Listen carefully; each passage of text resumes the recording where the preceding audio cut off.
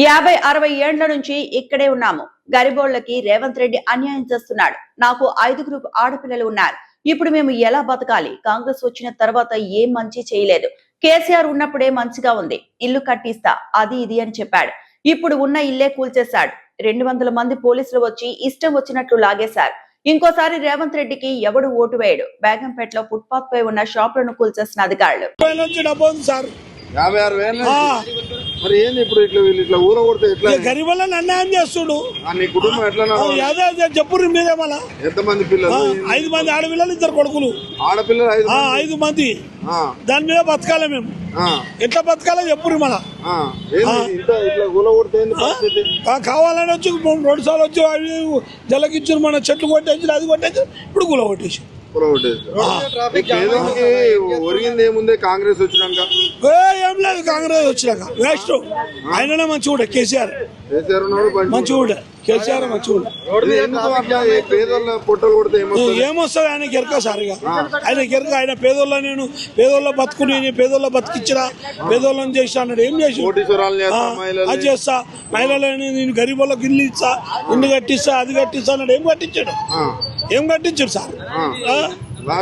మీ ఇల్లు బతుకోకుండా రోడ్డు మీద బతుకైపోయాయి. టైం కూడా ఏడిచ్చారు. 200 మంది పోలీసు వాళ్ళు వచ్చారు.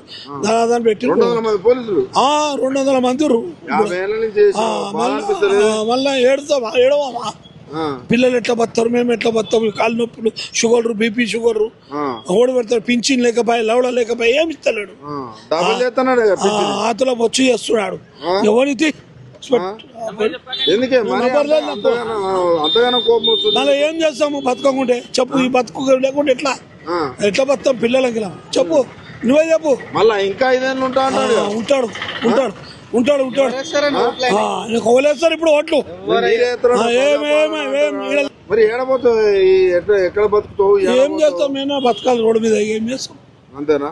రోడ్డు మీద బతుకు. అంతే. రోడ్డు మీద తీసుకొచ్చి లేదు సొంత. అది డబుల్ బెడ్రూమ్లు ఇస్తాడు. డబుల్ బెడ్రూమ్ ఇందిరా మిల్లు ఇస్తాడు. అవి లేవు. రేవంత్ రెడ్డి వచ్చినాక ఎట్లుంది పరిపాలన? ఎక్కడ పరిపాలన? ఏం పరిపాలన? ఏం చేసాడు బేట? దండుగా అన్ని దండుగా చచ్చిపోతున్నాం గరీబులు. అంతేనా? గరీబులు చచ్చిపోయేటట్టు ఇబ్బంది ఉంది అయితే. అంతే. ఎవడు వచ్చిండని ఏదో మార్పునా పూర్పునా అందరు ఈడే ఉండేది. కేసీఆర్ ఉండేది. అంత కోపం మళ్ళా కోపం రాదా? ఇవి ఆయనకి 5 మంది పిల్లలు. ఎట్లా బతాడు? చూసేటానికి ఇంత ఇబ్బంది. అన్యాయం చేసాడు. 50-60 డబ్బలు గురువుల మీద బతుంటు మీద అమ్ముకొని. మళ్ళీ కాంగ్రెస్ వాళ్ళు ఓట్లకు వస్తే ఏం చెప్తారు? GHF ఓట్లు అవి అవుతాయిగా. జాడకట్టలు తీసుకొని చంపుతాం. జాడకట్టలు తీసుకొని చంపుతాం. మరిన్ని అప్డేట్స్ కోసం మా ఛానల్ ని సబ్స్క్రైబ్ చేయండి.